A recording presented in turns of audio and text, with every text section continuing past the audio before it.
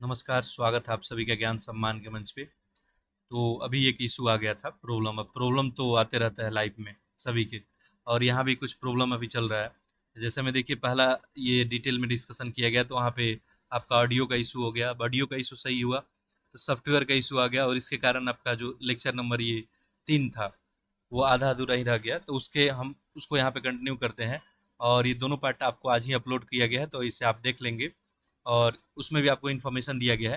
तो लास्ट हम लोग यहाँ पे देख रहे थे कि निर्वाचन आयोग की नियुक्ति पे जो है उच्चतम न्यायालय का निर्णय। ठीक है, ये दोनों लेक्चर जो है आप लोग देख लेंगे। ठीक है, आज वाला। और बाकी हम कोशिश करेंगे कि एक और लेक्चर लेके और आपका जो भी राष्ट्रीय परिदृश्य है उसको समाप्त कर दें।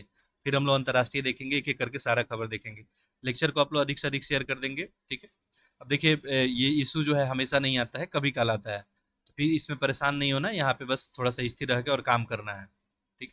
देखिए, हम लोग देख रहे थे कि निर्वाचन आयोग की नियुक्ति पे जो है उच्चतम न्यायालय जो है निर्णय लिया है। तो क्या निर्णय लिया गया है, तो यहाँ पे हम लोग डिस्कस किए थे कि अनुच्छेद 324(2) के तहत जो है मुख्य निर्वाचन आयोग की नियुक्ति की बात होती है। पहले जो है इनका नियुक्ति कौन करता था, तो ये जो है आपको प्रधानमंत्री के नेतृत्व में मंत्रिपरिषद की सलाह पे राष्ट्रपति के द्वारा की जाती थी। ठीक है, अभी जो नया निर्णय ये आया 2 मार्च 2023 को, उच्चतम न्यायालय के 5 सदस्यीय संवैधानिक पीठ की बैठक हुई और वहां पे एक ऐतिहासिक निर्णय लिया गया।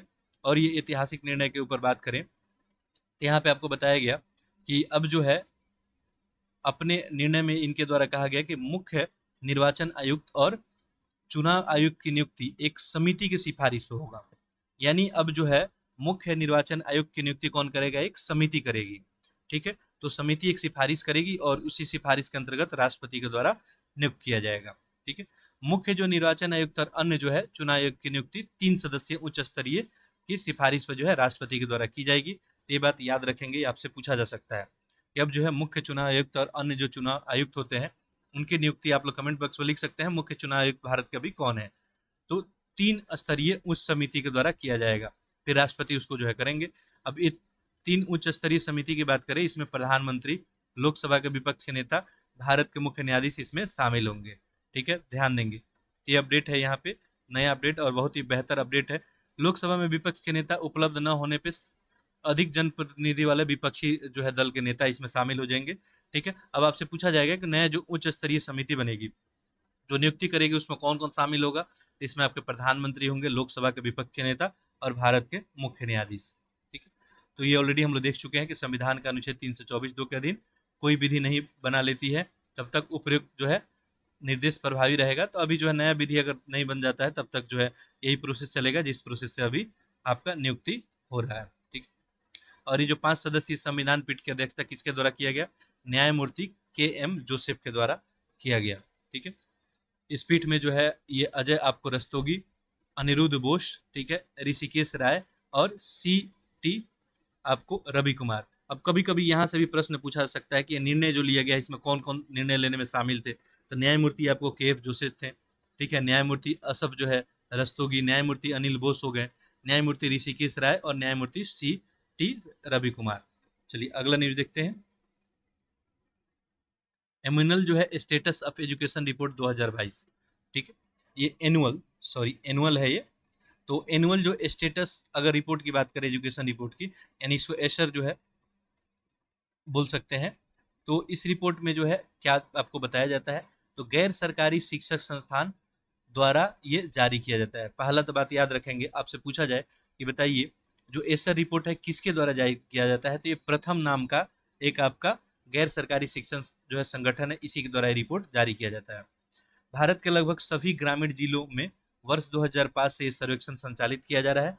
ठीक है, 2005 से इसके माध्यम से क्या जांच किया जाता है कि ग्रामीण भारत के कितने बच्चे स्कूल जा रहे हैं और कितने बच्चे जो है आसान पाठ पढ़ पाने और बुनियादी गणित को जो है गणित करने में सक्षम है। तो बेसिक सा बात याद रखेंगे कि ये जो annual status of education report है किसके द्वारा लाया जाता है, तो प्रथम नाम का संगठन है जो गैर सरकारी शिक्षण संगठन है, और ये 2005 से शुरू किया गया है। और इसमें क्या जांच किया जाएगा कि ग्रामीण भारत के जो बच्चे हैं, ठीक है, उसमें कितने बच्चे आसानी से, कितने बच्चे जो है आसान पाठ पढ़ पाने में और बुनियादी जो गणित होता है उसको समझने में सक्षम है। ये इसमें सर्वे किया जाता है और इसका रिपोर्ट देखते हैं। तो देखिए 18 जनवरी 2023 को जो है एनुअल स्टेटस एजुकेशन रिपोर्ट 2022 जारी किया गया। कब? 18 जनवरी 2000। ये डेट याद रखने की जरूरत है नहीं। रिपोर्ट में क्या बताया गया कि ग्रामीण भारत में 3 से 16 वर्ष के आयु के बच्चों की नामांकन स्थिति इसमें दर्ज की गई। ठीक है, यानी यहाँ पे 3 से 16 वर्ष के आयु के बच्चों को जो है इसमें रखा गया।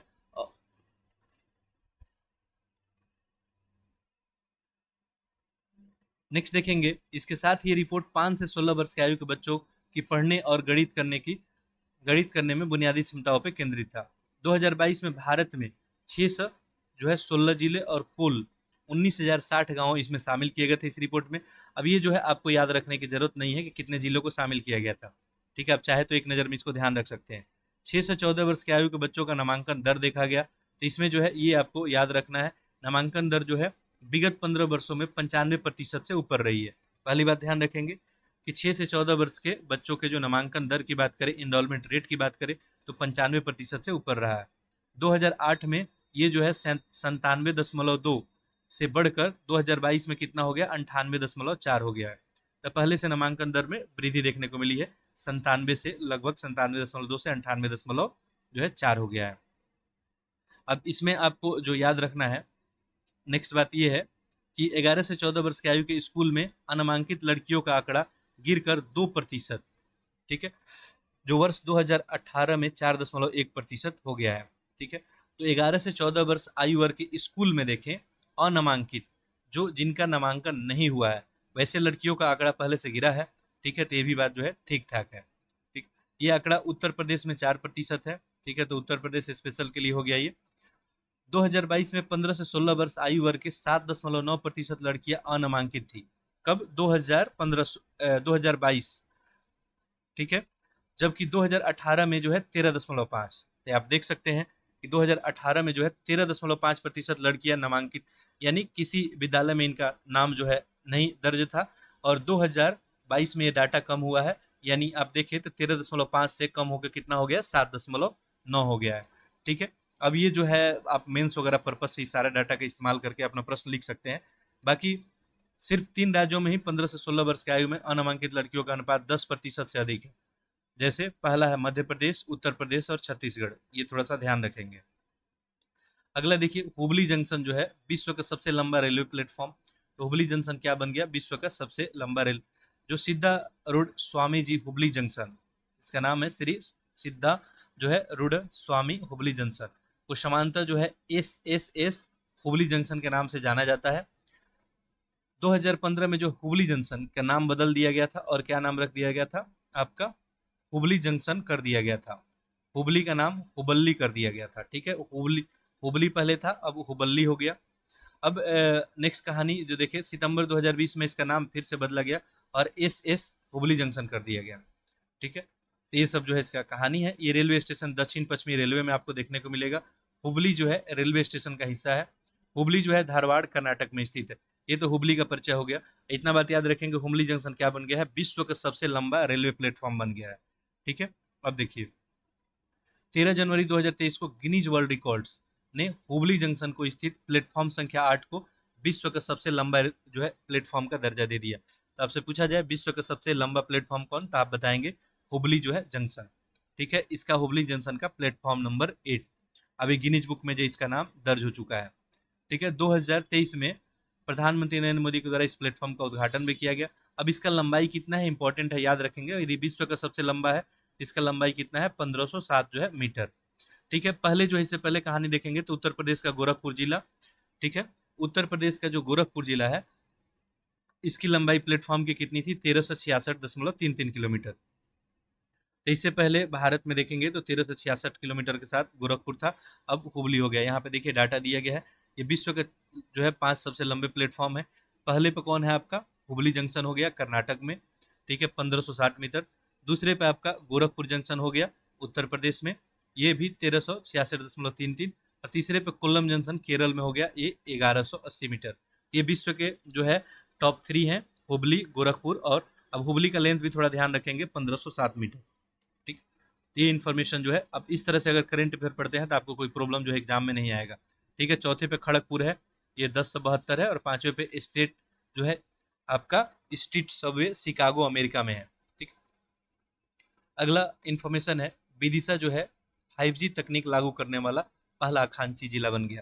ठीक, तो विदिशा जो है इतना याद रखेंगे कि आकांक्षी जिला ये बन गया 5G तकनीक लागू करने वाला। देश में जो है 112, चलिए इसको थोड़ा जूम कर लेते हैं।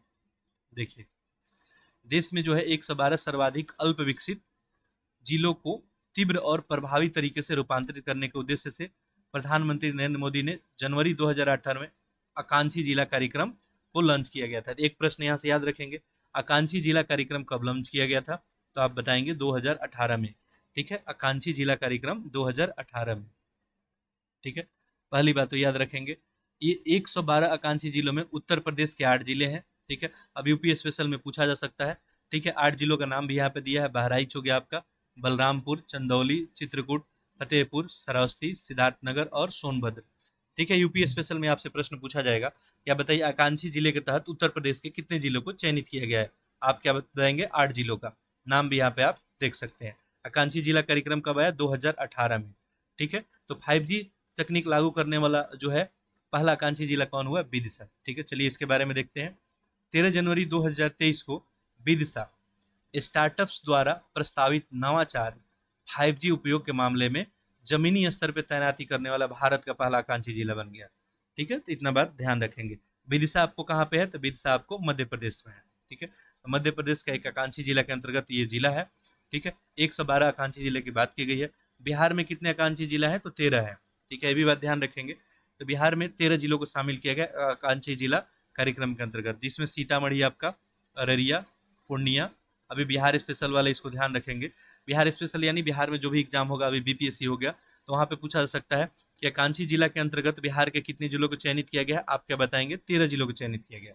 इसमें नाम हो गया सीतामढ़ी, अररिया, पूर्णिया, कटिहार, मुजफ्फरपुर, बेगूसराय, खगड़िया, बांका हो गया, शेखपुरा, औरंगाबाद, गया, नवादा और जमुई। अब एक बार में ये सब चीज़ें याद नहीं होती, एक दो बार रिपीट करेंगे याद हो जाएगा। अगला इन्फॉर्मेशन है आपका कोल्लम।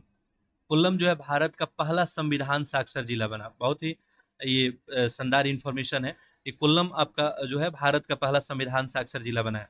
अब वैसे में देखिए कि पूरा भारत जिस दिन संविधान साक्षर बन जाएगा, उस दिन देखेंगे भारत में आपको एक जो है चेंज देखने को मिलेगा। ठीक है, एक जबरदस्त चेंज जिसका आप उम्मीद जो है भारत से कर रहे हैं।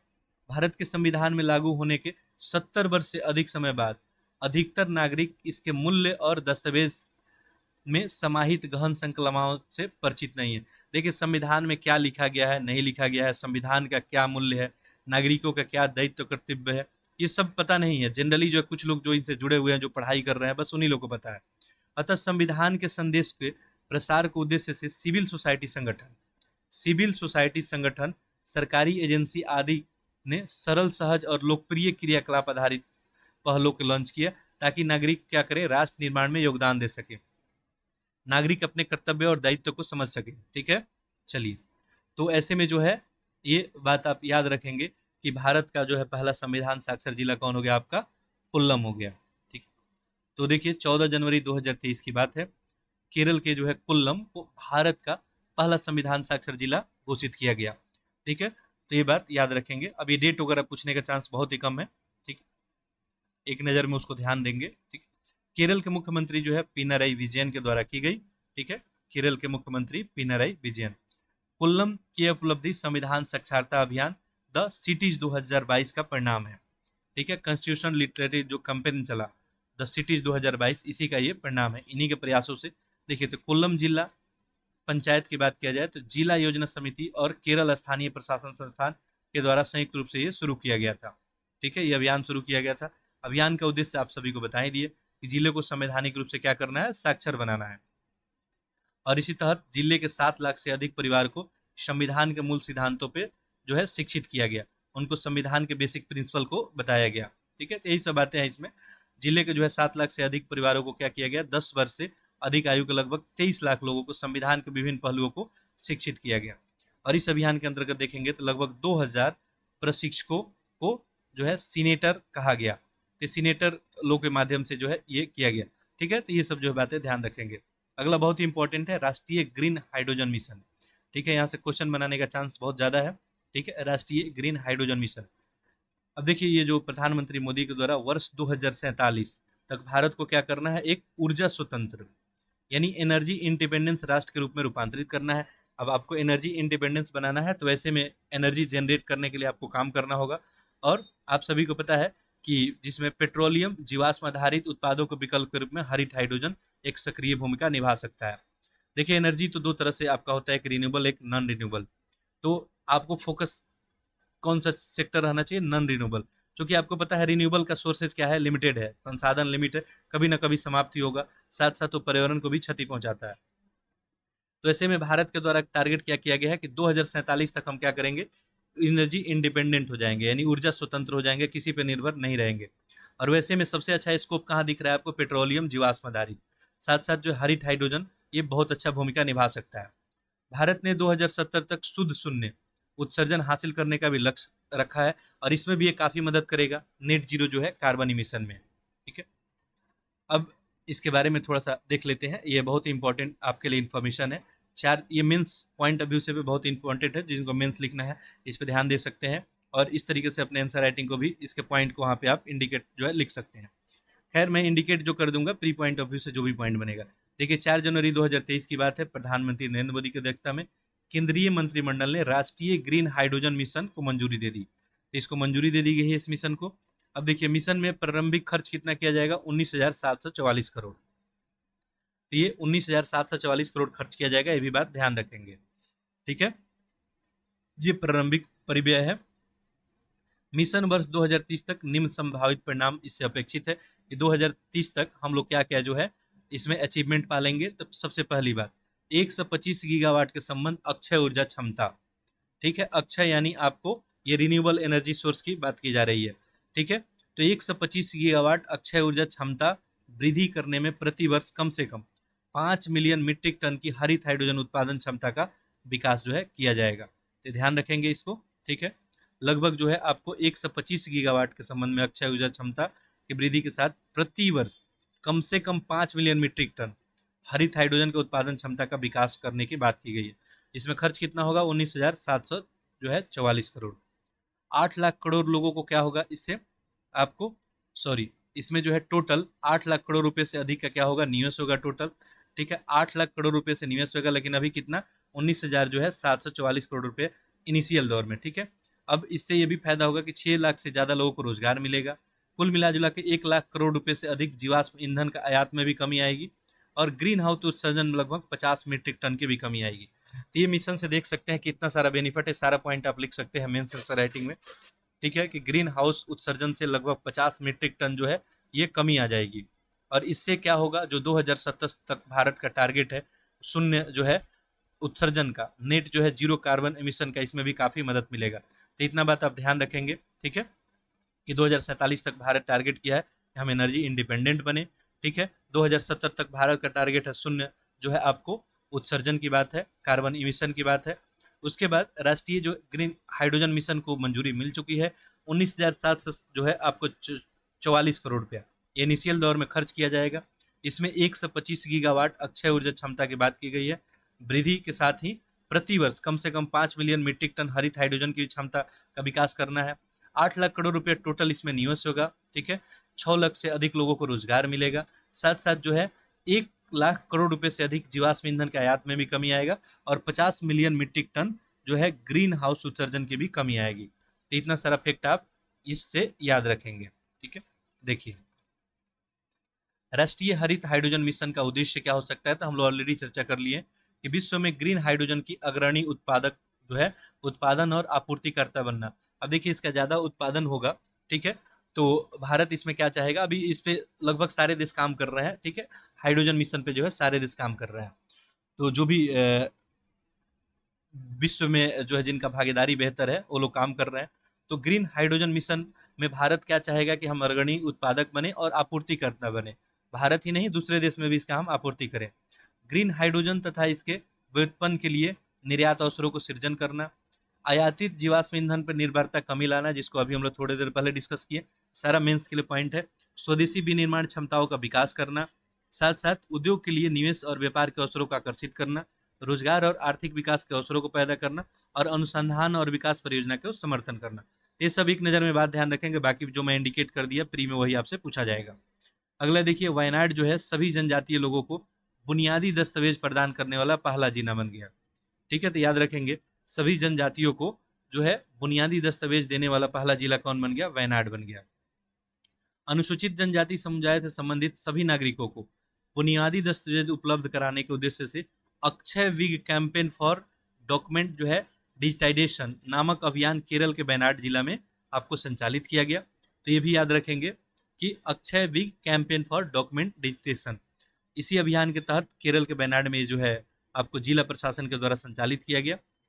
और इन दस्तावेजों को डिजी लॉकर, आप सभी को पता होगा, डिजी लॉकर के माध्यम से डिजिटलीकृत किया गया, और जिससे भौतिक दस्तावेज को खोने या नष्ट होने की लाभार्थी को आसानी से प्राप्त।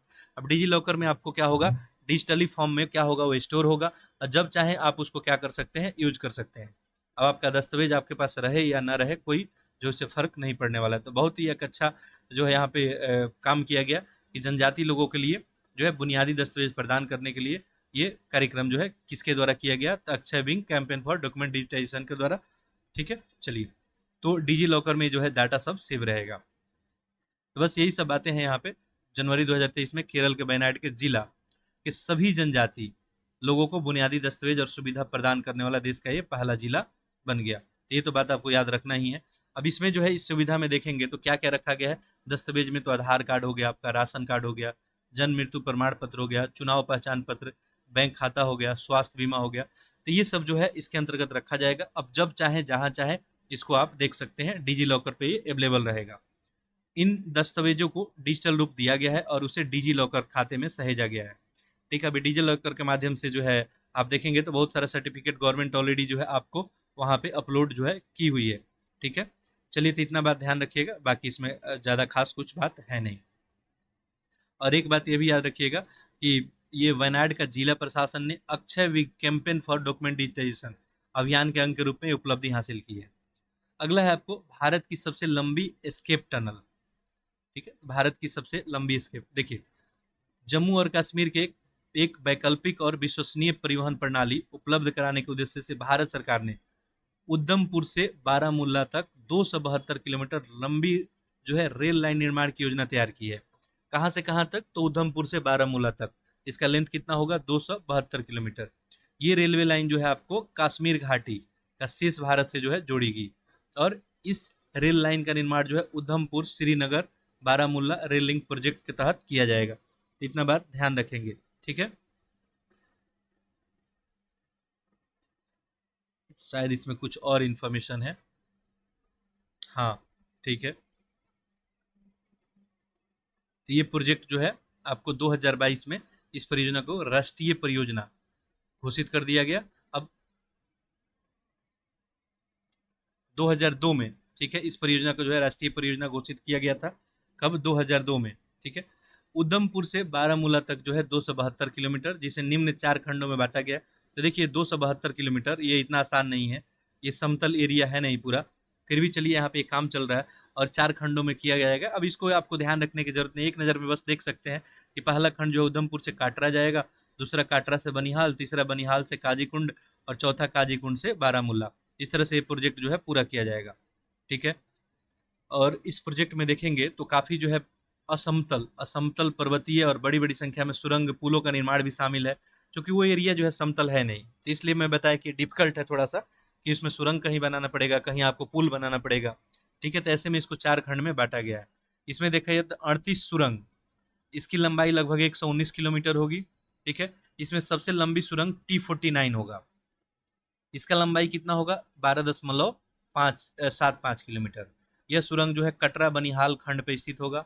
राम मंजिला जम्मू कश्मीर स्थित T49 देश की सबसे लंबी परिवहन सुरंग होगी। एक इंपॉर्टेंट इन्फॉर्मेशन आप याद रखेंगे कि T49 क्या है? देश की सबसे लंबी परिवहन सुरंग है T49। T14 की लंबाई कितनी है? 12.75 किलोमीटर। ठीक है, तो ये जो प्रोजेक्ट आपका किया जा रहा है, इसमें जो है 4 खंडों में इसको पूरा किया जाएगा। टोटल दो सब आपको 72 किलोमीटर, यानी उधमपुर से बारामूला पहुंचना है।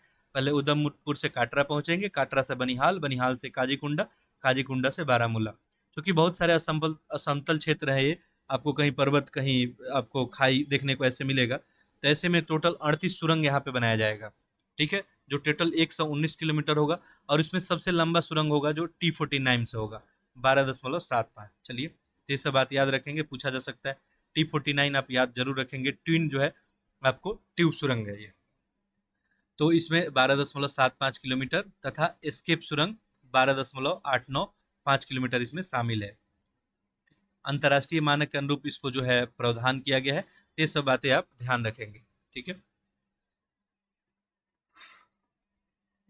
टनल की लंबाई में ऑलरेडी बता दिया कि भारत का सबसे लंबा जो है आपको टनल भारत की जो है सबसे एस्केप टनल होगा ये, ठीक है, सबसे लंबी एस्केप टनल होगा, तो ये भी बात ध्यान रखेंगे। ये जो एस्केप टनल है घोड़े के नाल के आकार का है, ठीक है, ये भी थोड़ा सा यहाँ पे आप ध्यान रखेंगे। सुरंग का निर्माण जो है न्यू ऑस्ट्रियन टनलिथ मेथन यानी NATM के द्वारा किया जाएगा, ये भी इंपॉर्टेंट है।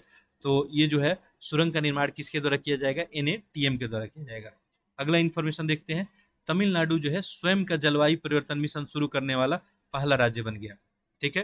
तमिलनाडु जो है स्वयं का जलवायु परिवर्तन मिशन शुरू करने वाला कौन सा हो गया? पहला राज्य हो गया, इंपॉर्टेंट है। देखिए 21-22 के बजट भाषण के दौरान तमिलनाडु सरकार ने 500 करोड़ रुपए के कुल परिव्यय के साथ जलवायु परिवर्तन अनुकूलन जो है समन गतिविधियों को क्या किया था?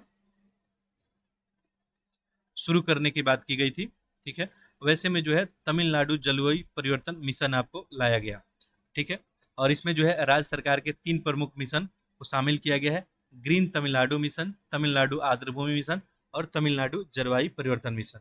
तमिलनाडु जो है ग्रीन क्लाइमेट कंपनी की स्थापना जो है, इसका उद्देश्य से तमिलनाडु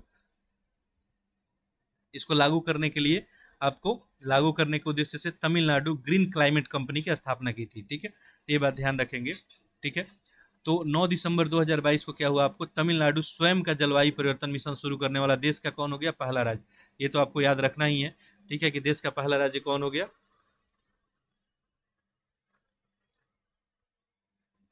तो देश का जो है पहला राज्य कौन हो गया आपको?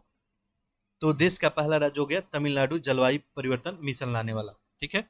बाकी जो है ये जो है मिशन कितने चरणों में होगा, ये सब चीज आपको ध्यान रखने की जरूरत नहीं है। इस मिशन को शुरू करने की घोषणा राज्य के मुख्यमंत्री स्टालिन के द्वारा जो है तमिलनाडु क्लाइमेट समिट के दौरान जो है किया गया था, ठीक है। चलिए, तमिलनाडु क्लाइमेट समिट का आयोजन 8 से 9 सितंबर 2022 को चेन्नई में किया गया। ये पूछने का चांस कम है कि तमिलनाडु क्लाइमेट समिट कब किया गया था। जलवायु परिवर्तन पर जो है आपको राष्ट्रीय मिशन, ठीक है। देखिए, तो अगर बात करें जलवायु परिवर्तन पर राष्ट्रीय मिशन की, तो 30 जून 2008 को भारत सरकार ने जलवायु परिवर्तन पर राष्ट्रीय कार्य योजना को लॉन्च किया था। तो ये भारत सरकार का है राष्ट्रीय मिशन जलवायु परिवर्तन को लेके, और अभी हम लोग देख रहे थे तमिल सरकार का, जिसमें जलवायु परिवर्तन के 8 राष्ट्रीय मिशनों को शामिल किया गया था। अब 8 मिशन क्या था जलवायु परिवर्तन का? अच्छा, आपसे पूछा जाए, बताइए भारत सरकार का जलवायु परिवर्तन जो है मिशन कब लॉन्च किया गया था? आप क्या बताएंगे? 2008 में, याद रखेंगे। भारत सरकार का जो है जलवायु परिवर्तन मिशन कब? 2008 में, ठीक है। अभी जो 8 मिशन रखा गया था, 8 में देखें तो क्या क्या बात था। पहला, राष्ट्रीय सौर मिशन था, इसमें उन्नत ऊर्जा दक्षता के लिए राष्ट्रीय मिशन था, ठीक है, यानी national mission for enhance energy efficient, यानी एनर्जी एफिशिएंसी के साथ यूज करना है। आप देखिए पहले जो है आप जो है बल्ब यूज करते थे, CFL में बदला, ठीक है। तो एनर्जी क्या हुआ, इस ऐसे आपको अभी जो है LED बल्ब आप यूज करते हैं, एनर्जी एफिशिएंट बनाने की कोशिश की जा रही है। तो राष्ट्रीय सौर मिशन हो गया, ऊर्जा दक्षता की बात हो गई, सतत पर्यावास और राष्ट्रीय मिशन, ठीक है, ये हो गया। चौथा आपको इसमें था राष्ट्रीय जल मिशन। अब ये जो है मेंस में आपको लिखने की जरूरत होगी कि आपसे अब अगर पूछ दिया जाए कि बताइए कि जलवायु परिवर्तन के लिए राष्ट्रीय मिशन के बारे में अगर कुछ भी आपको लिखने को आ जाए, ठीक है, या ये जो कंटेंट है आपको इसका इस्तेमाल आप और जगह भी कर सकते हैं। तो इतना बात आप ध्यान रखेंगे। जलवायु परिवर्तन भारत का 2008 में, और इसके अंतर्गत 8 टोटल बातें, जिसमें हम लोग देख लिए सौर मिशन हो गया, ऊर्जा दक्षता हो गया, सतत प्रवास और राष्ट्रीय मिशन की बात हो गई, राष्ट्रीय जल मिशन इसी के अंतर्गत एक आ गया आपको, हिमालय पारिस्थितिक तंत्र को बनाए रखने के लिए राष्ट्रीय मिशन हो गया, जिससे हिमालय जो है बना रहे वहाँ का इकोसिस्टम। एक हरित जो है भारत के लिए राष्ट्रीय मिशन था इसमें, साथ साथ सतत कृषि के लिए भी राष्ट्रीय मिशन था यहाँ पे, और जलवायु परिवर्तन के लिए सामरिक ज्ञान पे राष्ट्रीय मिशन यहाँ पे, ये 8 मैटर था। अगला देखिए, धर्मदम भारत का पहला पूर्ण पुस्तकालय जो है निर्वाचन क्षेत्र बन गया, धर्मदम। चलिए इसके बारे में देखते हैं। ये जो धर्मदम विधानसभा क्षेत्र है आपका, ये केरल के कन्नूर जिले में स्थित है। पहली बात तो याद रखेंगे कहाँ पे? ये केरल के कन्नूर जिले में, और ये केरल के जो है 140 विधानसभा निर्वाचन क्षेत्र में से एक है, धर्मदम। और ये क्या बन गया है, भारत का पहला पूर्ण पुस्तकालय निर्वाचन क्षेत्र बन गया है। भारत का पहला पूर्ण पुस्तक, देखिए 2021 में यहाँ के मार्क्सवादी जो है कम्युनिस्ट पार्टी के पिनाराई विजयन विधायक के रूप में निर्वाचित हुए थे। ठीक है, अब आपको बात यही ध्यान देना है कि 2022 में केरल का धर्मदम क्या हो गया है, भारत का पहला पूर्ण जो है पुस्तकालय निर्वाचन क्षेत्र बन गया, first total library constituency.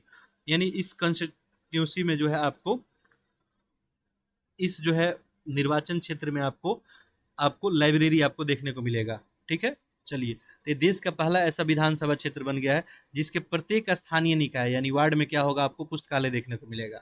Every local body ward, यानी एक एक वार्ड में आपको पुस्तकालय देखने को मिलेगा। याद रखेंगे, इस निर्वाचन क्षेत्र के कुल 138 वार्ड में 63 वार्ड में कोई पुस्तकालय नहीं था। ठीक है, तो ये सब याद रखने की जरूरत नहीं है। ठीक है, चलिए,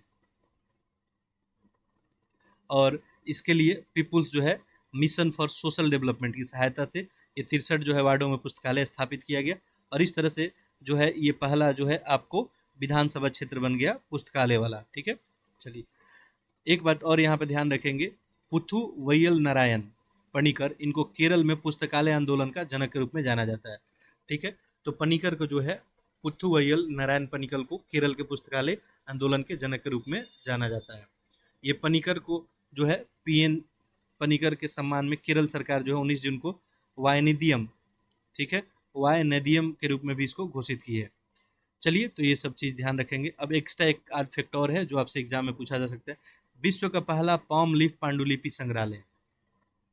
देखिए, केरल की राजधानी तिरुवनंतपुरम में विश्व का पहला ताड़ के पत्तों के पांडुलिपि संग्रहालय का शुभारंभ किया गया। तो वर्ल्ड फर्स्ट क्या है, ये पाम लीफ, आपको मैनुस जो है मैनुस्क्रिप्ट की बात की गई है। तो आपसे पूछा जाए, बताइए कि विश्व का पहला जो है ताड़ के पत्तों के पांडुलिपि संग्रहालय कहाँ पे, तो ये भी आपको केरल की राजधानी तिरुवनंतपुरम में हो गया। ठीक है, तो ये बात भी थोड़ा सा ध्यान रखेंगे। संग्रहालय में जो है 187 पांडुलिपियों को संग्रह किया गया है, और प्राथमिक स्रोत पर आधारित कहानियों का भी विवरण यहाँ पे देखने को मिलेगा। ठीक है, अगला इन्फॉर्मेशन है आपका, भारत का सबसे बड़ा तरल अपशिष्ट उपचार संयंत्र। ठीक है, देखते हैं इसके बारे में, इंपॉर्टेंट है। देखिए, बात किसका किया जा रहा है, तरल अपशिष्ट का। अब तरल अपशिष्ट में आपका क्या आ जाएगा, वर्षा जल अफवाह और मानव गतिविधियों से जो भी उत्पन्न होने वाला जल प्रदूषण है। ठीक है, तो जल प्रदूषण में आपको जल अफवाह तंत्र का रोल भी होगा। ठीक है, वर्षा जल का होगा, साथ साथ मानव गतिविधि। इसे सीवेज भी कहा जाता है, और इसे आमतौर पे घरेलू सीवेज या औद्योगिक सीवेज या तूफान सीवेज में वर्गीकृत किया गया है। और कुल तरल सीवेज में लगभग 99% हिस्सा किसका होता है, घरेलू सीवेज का होता है, और इसी को ट्रीटमेंट को लेके ये भारत का सबसे बड़ा तरल अपशिष्ट उपचार संयंत्र लगाया गया है। तो 18 जनवरी 2023 को तिरुपति तिरुपति नगर निगम, नाम याद रखेंगे, तिरुपति नगर निगम कहाँ पे, आंध्र प्रदेश, आपको फाइटोरिक तकनीक, ठीक है, तो फाइटोरिक तकनीक पे आधारित सबसे बड़े तरल अपशिष्ट उपचार संयंत्र को उद्घाटन किया गया। तो किस टेक्निक का, फाइटोरिक तकनीक का यूज किया जाएगा, और यहाँ पे तरल जो भी अपशिष्ट है यानी लिक्विड वेस्ट जो भी होते हैं उनका क्या किया जाएगा, ट्रीटमेंट किया जाएगा। लार्जेस्ट ये लिक्विड वेस्ट ट्रीटमेंट प्लांट है। ठीक है, इसलिए चर्चा में है। ये जो तरल अपशिष्ट उपचार संयंत्र है तिरुपति स्थित विनायक सागर झील के जल को पुनः उपयोग करने के उद्देश्य से स्थापित किया गया है। ठीक है, तो इससे जो वाटर को ट्रीट करके फिर से पीने योग्य वगैरह भी बनाया जा सकता है। इस तरल अपशिष्ट उपचार संयंत्र को स्वच्छ आंध्र मिशन पहल के भाग के रूप में किया गया है। इसकी क्षमता जो है प्रतिदिन 5 मिलियन लीटर पर डे है, 5 मिलियन लीटर पर डे। ये सब बातें जो है अंदर की बातें हैं, अब इतना ये पूछा नहीं जाएगा डिटेल में आपसे कि कितनी क्षमता है, बाकी एक नज़र में ये सब चीज ध्यान रखेंगे। वैज्ञानिक और औद्योगिक अनुसंधान परिषद राष्ट्रीय पर्यावरण अभियांत्रिक अनुसंधान संस्थान द्वारा ये किया गया है। ठीक है, अब नेक्स्ट एक इन्फॉर्मेशन है जिसको ध्यान रखेंगे, एशिया का सबसे बड़ा सीवेज उपचार संयंत्र। एशिया का सबसे बड़ा सीवेज उपचार संयंत्र जो है इसका निर्माण कहाँ पे, दिल्ली में किया जा रहा है। ये एशिया का सबसे बड़ा होगा। ठीक है, 564 मिलियन लीटर प्रतिदिन क्षमता के इस ओखला सीवेज उपचार संयंत्र का निर्माण यमुना कार्य योजना के तहत किया जा रहा है। तो पूछा जाए एशिया का सबसे बड़ा, तो ये दिल्ली में जो है सीवेज ट्रीटमेंट प्लांट जो है बनाया जा रहा है। चलिए, अगला इंफॉर्मेशन है आपका, हाउसिंग सोसाइटी के लिए भारत का पहला सौर संयंत्र। तो ये हाउसिंग सोसाइटी की बात की जा रही है, पहला सौर संयंत्र की बात सौर के क्षेत्र में बहुत सारा काम किया जा रहा है। देखिए 11 जनवरी 2023 को, ठीक है, Tata power renewable energy limited एवं मुंबई स्थित एक आवासीय सोसाइटी है जिसका नाम है विवेरिया जो है कंडोमिनियम के मध्य एक समझौता किया गया। ये समझौता उपयुक्त आवासीय सोसाइटी को स्वच्छ ऊर्जा आपूर्ति के लिए यानी क्लीन एनर्जी देने की बात की गई। ठीक है, इसके लिए दो लोग यहाँ पे आते हैं, एक Tata power renewable energy limited Mumbai स्थित, एक आवासीय है विवेरिया जो है आपको कंडोमिनियम। अभी दोनों लोग मिलकर क्या करेंगे कि ये आवासीय सोसाइटी को क्या करेंगे, स्वच्छ ऊर्जा प्रोवाइड करेंगे। ठीक है, एक तो हो गया आपका विवेरिया जो है काडमियम, और एक आवासीय सोसाइटी को ये लोग क्या करेंगे, सौर ऊर्जा आपूर्ति के लिए भारत के पहले ग्रुप कैप्टिव सौर संयंत्र की स्थापना यहाँ पे की जाएगी। तो बस इसको एक नज़र में ध्यान रखेंगे, बहुत इंपॉर्टेंट नहीं है। ठीक है, फिर भी आवासीय सोसाइटी को सौर ऊर्जा आपूर्ति करने के लिए महाराष्ट्र के हिमायतपुर में 3.125 मेगावाट क्षमता का सौर ऊर्जा संयंत्र का स्थापना किया जा रहा है। तो ऐसे ऐसे अगर किया जाए तब भी हम लोग अचीवमेंट जो है, छोटा कोई काम होता नहीं है और एक बड़ा कदम है। ठीक है, पूरी एक सोसाइटी को जो है स्वच्छ ऊर्जा आपूर्ति कराना। स्वच्छ ऊर्जा कहने का मतलब मैं बार बार जब बोल रहा हूँ तो मैं रिन्यूएबल की बात कर रहा हूँ। ठीक है, जैसे आपका सोलर हो गया, ठीक है, आपका हाइड्रो पावर प्लांट हो गया, विंड पावर प्लांट हो गया। तो यहाँ पे जो है महाराष्ट्र के हिमायतनगर में क्या किया गया है, 3.125 मेगावाट का क्षमता का एक सौर ऊर्जा संयंत्र स्थापित, और इसी के माध्यम से उस सोसाइटी को जो है ऊर्जा दिया जाएगा। सौर ऊर्जा संयंत्र का निर्माण, संचालन और रख रखाव TPRL के द्वारा किया जाएगा। बस इतना बात ध्यान रखेंगे।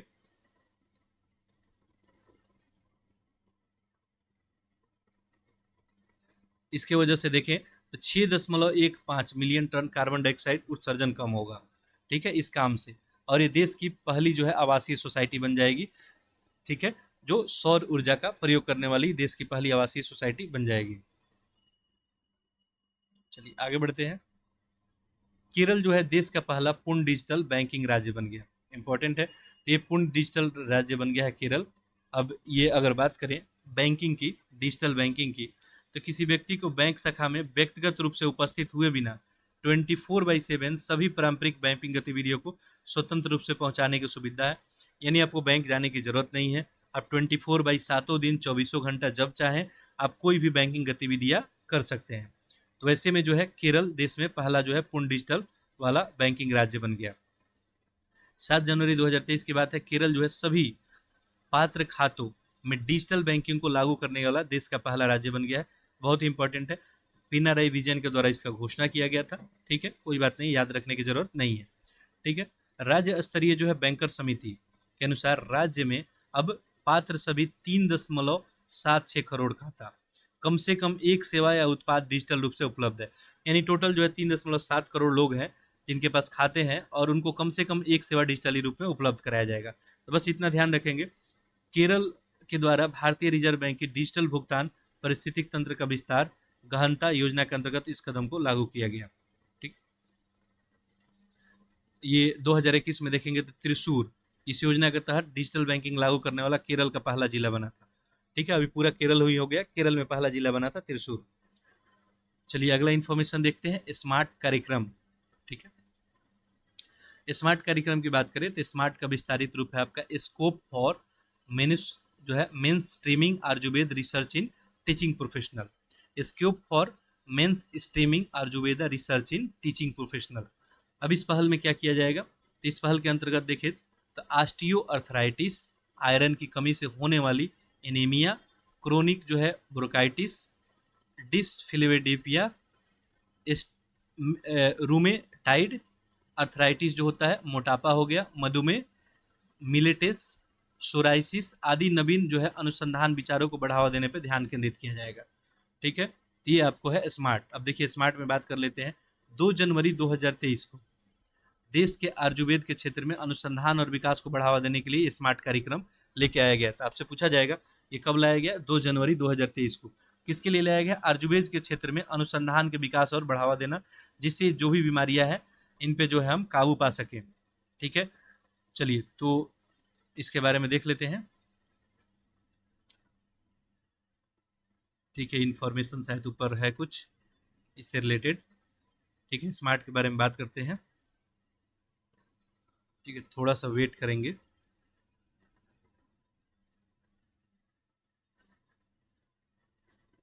हाँ ठीक है, सही है, कंटिन्यू है। इस कार्यक्रम में भारतीय चिकित्सा प्रणाली के लिए राष्ट्रीय आयोग यानी national commission for India system of medicine और केंद्रीय आयुर्वेदिक विज्ञान अनुसंधान यानी सीसीआरएस यानी सेंट्रल काउंसिल फॉर रिसर्च इन आयुर्वेदिक के संयुक्त रूप से ये प्रारंभ किया गया है। दोनों लोग मिलकर प्रारंभ किया, एनसीआईएसएम और सीसीआरएस। ठीक है, एनसीआईएसएम और सीसीआरएस दोनों ही भारत सरकार के आयुष मंत्रालय के अधीन जो है संस्थान है। ठीक है, उद्देश्य यही है कि चिकित्सा शोध और नैदानिक अनुसंधान और में व्यापक बदलाव लाया जाए।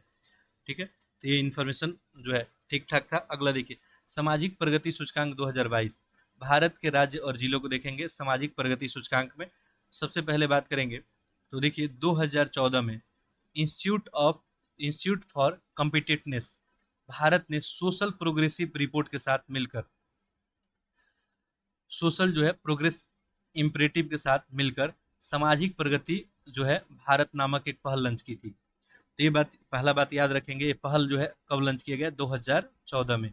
कौन कौन इसमें था, एक इंस्टीट्यूट फॉर कॉम्पिटिटिवनेस पहला, और Bharat institute for competitiveness social progress जो है आपका इम्परेटिव के साथ मिलकर क्या किया, सामाजिक प्रगति जो है आपका भारत नामक पहल लॉन्च किया गया। ठीक है, 2017 में देखेंगे तो इस इंस्टीट्यूट के द्वारा सामाजिक प्रगति सूचकांक भारत के राज्य नामक रिपोर्ट को लॉन्च किया गया था। Social progress index state of India नाम से रिपोर्ट लॉन्च किया गया था। इस रिपोर्ट में हम लोग देखेंगे टोटल जो है 3 आयाम पे बात किया गया था इसमें। एक तो बुनियादी जो है मानवीय आवश्यकता, जो भी बेसिक ह्यूमन की नीड्स है इस पे, दूसरा रहन सहन के बेहतर तरीके का आधार, और तीसरा अवसर अपॉर्चुनिटी के बारे में बात किया गया था। तो 3 जो है तथ्यों को ध्यान में रख के रिपोर्ट लेके आया गया था। ठीक है, तो हम बात कर रहे हैं सामाजिक प्रगति सूचकांक की। तो इसमें जो है कितने डायमेंशन है, 3 डायमेंशन है, ये बात ध्यान रखेंगे। तो एक बुनियादी मानवीय आवश्यकता को रखा गया है, रहन सहन के बेहतर तरीके को, और अवसर को। देखिए 20 दिसंबर 2022 को प्रधानमंत्री की आर्थिक सलाहकार परिषद के द्वारा सामाजिक प्रगति सूचकांक 2022 भारत के राज्य और जिलों के लिए क्या किया गया, जारी किया गया। अब देखते हैं इस रिपोर्ट में। ये रिपोर्ट जो है इंस्टीट्यूट फॉर कॉम्पिटिटिवनेस तथा वाशिंगटन डीसी स्थित सोशल प्रोग्रेसिव जो है इम्परेटिव के द्वारा तैयार किया गया। तो 2 लोग इसको रिपोर्ट को तैयार किए। ठीक है, सामाजिक प्रगति सूचकांक के अंतर्गत भारत के 36 राज्य और केंद्र शासित प्रदेश के 700 जो है आपको 7 जिले को इसमें शामिल किया गया। ठीक है, अब देखिए बात करें अगर सोशल प्रोग्रेसिव इंडेक्स का, तो इसमें स्कोर के आधार पे यहाँ पे आपको रैंकिंग दिया गया है। तो इसमें 6 स्तर टोटल रखा गया। जैसे स्तर 1 में रखा गया अत्याधिक उच्च सामाजिक प्रगति वाला कौन है, वेरी हाई सोशल प्रोग्रेसिव किसका है। ठीक है, दूसरा इसमें था उच्च जो है सामाजिक प्रगति, इसको ध्यान रखने की आपको जरूरत है नहीं। तीसरा था ऊपरी मध्य सामाजिक प्रगति। चौथा था मेंस वाले, इसको ध्यान रख सकते हैं, निम्न जो है मध्य सामाजिक और निम्न सामाजिक। और आपका छठा हो गया अत्याधिक निम्न सामाजिक। अब देश में देखेंगे तो पुडुचेरी जो है सर्वाधिक एसपीआई स्कोर प्राप्त हुआ। आपसे पूछा जाएगा, ठीक है, सोशल जो है प्रोग्रेसिव इंडेक्स में देश में नंबर 1 कौन, तो पुडुचेरी। ये बात आप याद रखिएगा, स्कोर इसको मिला 65.99। सभी राज्य केंद्र शासित प्रदेशों में झारखंड का एसपीआई स्कोर जो है कितना रहा, 43.95। ठीक है, तो यहाँ पे देख सकते हैं एसपीआई 2022 का पुडुचेरी को जो है नंबर 1, फिर आपका लक्षद्वीप, ठीक है, फिर आपका गोवा हो गया, सिक्किम हो गया, मिजोरम, तमिलनाडु, हिमाचल, और ऐसे देखेंगे तो इसके बाद चंडीगढ़ और केरल। ठीक है, ये तो टायर 1 की बात थी। ये रिजल्ट किसकी थी, टायर 1 की थी। अभी हम बात किए थे टायर 1 टायर 2 सबकी बात किए थे। तो यहाँ पे देख सकते हैं सबसे पहले हम लोग बात किए थे किस पे, टायर 1 पे। इसमें जो है वेरी हाई सोशल प्रोग्रेस जो है किसका रहा है, तो ये इसका लिस्ट है वेरी हाई का। ठीक है, अब ये जो है प्रश्न पूछने का चांसेस यहाँ से कम है। बस मोटा मोटा बात ये ध्यान रखेंगे कि सभी राज्य और केंद्र शासित प्रदेश में झारखंड जो है न्यूनतम पे रहा है। झारखंड जो है न्यूनतम पे रहा है। ठीक है, शायद ये मैं गलत बता दिया था अभी। झारखंड जो है न्यूनतम पे रहा है सभी राज्यों में। ठीक है, झारखंड, और पुडुचेरी को सबसे ज्यादा अंक मिला है, ये आपको दिख भी रहा है। पुडुचेरी नंबर 1 पे, फिर आपका लक्षद्वीप हो गया, फिर आपका गोवा हो गया। ठीक है, चलिए ये जो है स्तर 2 का रिपोर्ट है, इसमें जम्मू कश्मीर नंबर 1 रहा है। ठीक है, बाकी जो है आगे देखते हैं। अभी आपके काम का उतना इन्फॉर्मेशन है नहीं, तो आप इसको इग्नोर कर सकते हैं। ठीक है, उत्तर प्रदेश को देखिए स्तर 5 में रखा गया और इसको 31वां रैंक यहाँ पे प्राप्त है। जबकि बिहार को जो है स्तर 6 में रखा गया। बस इतना आप यूपी स्पेशल, बिहार स्पेशल में ध्यान रख सकते हैं कि सोशल प्रोग्रेसिव इंडेक्स में उत्तर प्रदेश को कौन से कैटेगरी में रखा गया, टायर 5 में। टायर 5 में इसको 31वां रैंक मिला है, जबकि बिहार को जो है इसमें टायर 6 में रखा गया है, और बिहार को समग्र अगर बात किया जाए तो 35 इसमें रैंक मिला है। ठीक है, चलिए अब बात करें जिले की, तो इसमें भी टायर 1 में जो है कुछ यहाँ पर रिपोर्ट आया, तो इसमें क्या बताया गया आपको, एसपीआई स्कोर किसको मिला, आइजोल मिजोरम को। ठीक है, तो जिलों में देखिए तो आइजोल, ठीक है, और ऐसे ओवरऑल जो है आपका पुडुचेरी हो जाएगा। ठीक है, चलिए बिहार के 27 जबकि उत्तर प्रदेश के 14 जिले स्तर 6 वाले में यहाँ पे आते हैं। चलिए आगे बढ़ते हैं। अगला यहाँ पे है नमामि गंगे पहल को संयुक्त राष्ट्र की मान्यता। जो नमामि गंगे पहल है, इस संयुक्त राष्ट्र इसको मान्यता दे दिया है। ठीक है, तो ऐसे में न्यूज थोड़ा और इम्पोर्टेंट हो जाता है। देखिए पहला क्वेश्चन तो ये रहा कि नमामि गंगे कार्यक्रम जो है ये शुरुआत कब की गई थी, तो 2014 में केंद्र सरकार के द्वारा फ्लैगशिप कार्यक्रम के रूप में इसको जो है इसका शुरुआत किया गया था।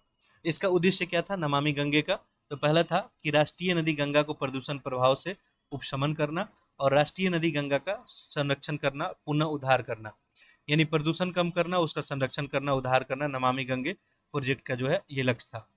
100% केंद्र सरकार के वित्त पर आधारित कार्यक्रम है। नमामि गंगे कार्यक्रम की अवधि 2014 से जून 2014, 31 मार्च से 2000 आपको 21 तक निर्धारित थी।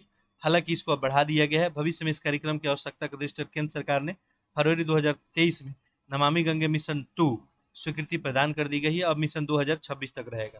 तो देखिए यहाँ से आप ध्यान रखेंगे नमामि गंगे मिशन कब 2014 में आया, 2021 तक के लिए था। 2 टारगेट किया गया था, गंगा के जल को क्या करना है, प्रदूषण मुक्त बनाना है, उसको संरक्षित करना है, ये इसका टारगेट था। अभी जो है नमामि गंगे मिशन 2 चल रहा है, ये कब से कब के लिए, तो 2023 से 2026 के लिए। ठीक है, ये भी बात थोड़ा सा ध्यान रखेंगे। अब देखिए 13 दिसंबर 2022 की बात है, संयुक्त राष्ट्र ने गंगा नदी पुनः उद्धार नमामि गंगे पहल को प्राकृतिक विश्व को पुनर्जीवित करने की विश्व की 10 शीर्ष पुनर्स्थापना फ्लैगशिप पहलों में इसको क्या कर दिया है, एक रूप में इसको मान्यता दे दिया है। यानी टॉप 10 वर्ल्ड का जो यहाँ पे पुनर्जीवित करने वाला जो कार्यक्रम चल रहा है उसमें इसको शामिल कर लिया गया है। ठीक है, और ये घोषणा जो है आपको मॉन्ट्रियल कनाडा में आयोजित जैव विविधता पे आपको अभिसमय के पक्षधरों के सम्मेलन में 15वीं बैठक के भाग 2 में किया गया। ठीक है, कॉप 15 में इसका बात किया गया। बस इतना बात आप ध्यान रखेंगे, इससे ज़्यादा कुछ ध्यान रखने की जरूरत है नहीं। बाकी मेंस वगैरह में यहाँ पे जो है कुछ लिखने के लिए आपको पॉइंटर है। नमामि गंगे पहल की बात करेंगे तो कुल 10 पहलों को संयुक्त राष्ट्र विश्व पुनर्स्थापन फ्लैगशिप पहल घोषित किया गया है। तो टोटल 10 है, इसमें आपको नमामि गंगे भी है। ठीक है,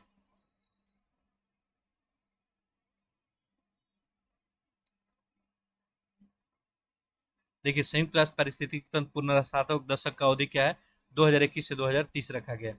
अगला देखते हैं, देखिए गुजरात, हिमाचल और हिमाचल प्रदेश में विधानसभा चुनाव हुआ। इसके रिजल्ट के ऊपर थोड़ा सा बात कर लेते हैं। देखिए गुजरात में 14वीं विधानसभा चुनाव था। ठीक है, और हिमाचल में देखेंगे तो 13वीं विधानसभा ये चुनाव था, जो कि 2023 में संपन्न हुआ। तो हो सकता है यहाँ से प्रश्न जो है बनाया जाए। ठीक है, बात करेंगे अगर गुजरात का, तो गुजरात में टोटल कितना 182 सीट है आपको। ठीक है, इसमें 13 सीट जो है अनुसूचित जाति के लिए, जबकि 27 सीट जो है अनुसूचित जनजाति के लिए। ठीक है, अब जो चर्चा में होता है वहां से अब पॉलिटी में आपसे प्रश्न पूछा जाएगा, करंट अफेयर का प्रश्न होगा नहीं। बताइए गुजरात जो है विधानसभा चुनाव में एससी के लिए कितना सीटें आरक्षित है, तो आप बताएंगे 13। एसटी के लिए कितना है, तो यहाँ पे 27 है। ठीक है, टोटल कितना है, 182 है। कुल यहाँ पे जो है 64.33 जो है प्रतिशत मतदान जो है देखने को मिला। ठीक है, चलिए तो इसमें देखेंगे तो इसमें पुनः जो है जो सत्तारूढ़ पार्टी है वही पुनः एक बार फिर यहाँ सरकार बनाने में कामयाब हुई। ठीक है, इसके बारे में देख लेते हैं। ठीक, गुजरात में जो है ये भाजपा जो है लगातार 7वीं जीत था भाजपा का, और यहाँ पे भाजपा सर्वप्रथम 1995 में जीती थी। 182 सीटों में भाजपा को कितना मिला, 156 मिला। बस इसको एक नज़र में ध्यान रखेंगे। ठीक है, गुजरात के अगर इतिहास में बात करेंगे विधानसभा चुनाव में, तो किसी पार्टी का सबसे सर्वाधिक जो रिकॉर्ड जीत है। यानी आप सोच रहे हैं 100 जो है 82 में 156 सीट रिकॉर्ड जीत ही होगा। ठीक है, 2022 में चुनाव के माध्यम से गुजरात की राजनीति में आम आदमी पार्टी भी प्रवेश किया है। ठीक है, अब पहली बार चुनाव लड़ते हुए आम आदमी पार्टी 5 सीटें जीतने में सफल रही है।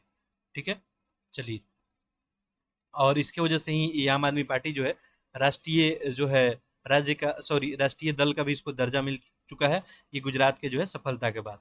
ठीक है, 22 दिसंबर 2022 को भूपेंद्र पटेल गुजरात के मुख्यमंत्री बने हैं। तो आपसे पूछा जाएगा गुजरात के मुख्यमंत्री कौन हो गए? भूपेंद्र पटेल हो गए। ठीक है, चलिए, गुजरात विधानसभा के अध्यक्ष जो हो गए शंकर चौधरी।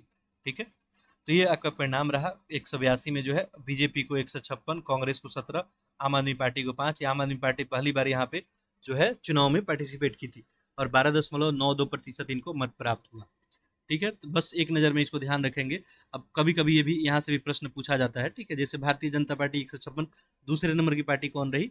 ठीक है, अब देखते हैं हिमाचल। तो हिमाचल में टोटल आपको कितना है? 68 है। ठीक है, यहाँ पे 13वां जो है विधानसभा चुनाव था। 68 में 17 सीट जो है अनुसूचित जाति के लिए, जबकि 3 जो है अनुसूचित जनजाति के लिए। यानी एससी के लिए जो कितना है आपको 17 और एसटी के लिए कितना है आपको यहाँ पे 3 सीट आरक्षित है। यहाँ पे चुनाव हुआ, 75% के करीब मतदान हुआ। ठीक है, सबसे सर्वाधिक मतदान यहाँ पे अभी तक देखने को मिला। इसके बाद एक इन्फॉर्मेशन आप याद रखेंगे कि विश्व का सबसे ऊंचा मतदान स्टेशन जो है कौन रहा। ठीक है, चलिए जूम कर देते हैं। देखिए, विश्व का सबसे ऊंचा मतदान स्टेशन कौन रहा आपका? तो तासीगंग, लाहौल स्पीति में 100% मतदान दर्ज किया गया। वर्ल्ड हाईएस्ट जो है पोलिंग स्टेशन है, नाम क्या है आपको? तासीगंग। ठीक है, यहाँ पे 100% मतदान दर्ज किया गया है। तासीगंज जो है मतदान स्टेशन की ऊंचाई देखें तो 15,256 फीट है। ठीक है, तो इस फैक्ट को भी थोड़ा सा याद रखेंगे। बाकी इसके अलावा एक और मैगजीन हम कवर करेंगे। ठीक है, तो अभी जो है इस मैगजीन को देखते हैं, एक पॉइंटर वाला मैगजीन, और हम करंट अफेयर का कवर करेंगे। चलिए, तो ये सब इन्फॉर्मेशन था इसमें। और यहाँ भी हिमाचल प्रदेश में देखेंगे तो सत्तारूढ़ जो भारतीय जनता पार्टी, इसमें जो है हार इसको मिला। और ओवरऑल परिणाम देखेंगे तो यहाँ पे जो है मुख्यमंत्री कौन बने? तो भारतीय राष्ट्रीय कांग्रेस के विधायक सुखविंदर सिंह सुक्खू। सुखविंदर सिंह सुक्खू जो है ये मुख्यमंत्री बनते हैं वहाँ के। ठीक है, चलिए इतना याद रखेंगे। मुकेश अग्निहोत्री उप मुख्यमंत्री बनते हैं। बाकी ये परिणाम आपका रहा, भारतीय राष्ट्रीय कांग्रेस को 40 सीट, भारतीय जनता पार्टी को 25 और निर्दलीय को यहाँ पे 3 सीट मिला। अब एक और इन्फॉर्मेशन, हिमालय याक को खाद्य पशु का दर्जा। ठीक है, तो हिमालय याक को क्या किया गया? खाद्य पशु का दर्जा दिया गया। ये क्वेश्चन प्रश्न ऑलरेडी पूछा जा चुका है।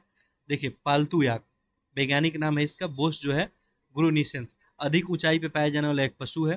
ठीक है, याक जो है अधिक ऊंचाई पे, जिसमें बाइसन, भैंस, मवेशी आदि शामिल है। ठीक है, तो हिमालय याक में जो है इनको सबको शामिल किया गया, बाइसन, भैंस और मवेशी को। भारतीय उपमहाद्वीप के हिमालयी क्षेत्र तिब्बत पठार और मंगोलिया आदि में पाए जाते हैं। भारत में ये लद्दाख, जम्मू कश्मीर हो गया, सिक्किम, अरुणाचल प्रदेश, आपका हिमाचल हो गया, पश्चिम बंगाल, उत्तराखंड में पाया जाता है। 20वीं पशुधन गणना, कौन सा? 20वीं, 2019 के अनुसार भारत में लगभग जो है 58,000 याक हैं। कितने याक हैं? 58,000 हैं। ठीक है, ये संख्या 2012 में जो है 24.5% कमी आया है इसमें। ये संख्या वर्ष 2012 में आयोजित पिछली पशुधन की गणना में इसमें कमी देखने को मिला है। ये 20वीं जो है पशुधन गणना की रिपोर्ट थी। बाकी जो है उतना ज़्यादा आपको ध्यान नहीं रखना है। चलिए इसको जूम इन कर देते हैं, शायद क्लियर दिख नहीं रहा होगा। देखिए, 26 जो है नवंबर 2022 विज्ञप्ति एक जारी किया गया। इसमें बताया गया भारतीय खाद्य संरक्षा और मानक प्राधिकरण यानी food safety and standard authority of India के द्वारा, वैज्ञानिक पैनल के द्वारा हिमालय याक को क्या बताया गया? खाद्य पशु। ठीक है, खाद्य पशु के रूप में इसको स्वीकार कर लिया गया। याक को खाद्य पशु के रूप में वर्गीकृत करने की सिफारिश पशुपालन और डेयरी विभाग के द्वारा की गई थी। ठीक है, तो बस इतना मैटर आप याद रखेंगे। चलिए अगला देखते हैं।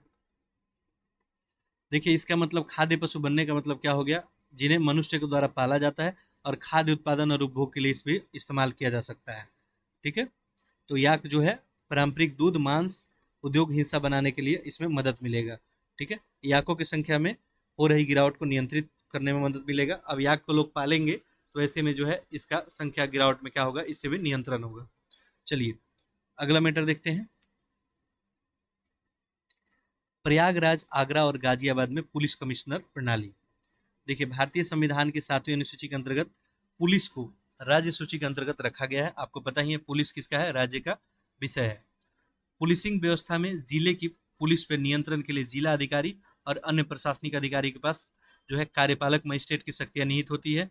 वहीं पुलिस कमिश्नर प्रणाली, ये शक्तियां जो है कमिश्नर के पास होती है। ठीक, तो ये बात है 25 नवंबर 2022 को उत्तर प्रदेश के मंत्रिमंडल के द्वारा राज्य के 3 नए जिले में पुलिस आयुक्त प्रणाली लागू करने का निर्णय लिया गया। ठीक है, ये कौन हो गया आपका? तो एक प्रयागराज, एक गाजियाबाद और एक आगरा। तो इसको एक नज़र में ध्यान रखेंगे। इसके बाद जो है आपका रचित शर्मा, ये यूपी स्पेशल भी हो गया आपका। प्रयागराज में आपको प्रीतदर सिंह को आगरा तथा अजय कुमार मिश्रा को गाजियाबाद का पुलिस कमिश्नर नियुक्त किया गया। ठीक है, तो ये सब जो है फैक्ट याद रखेंगे।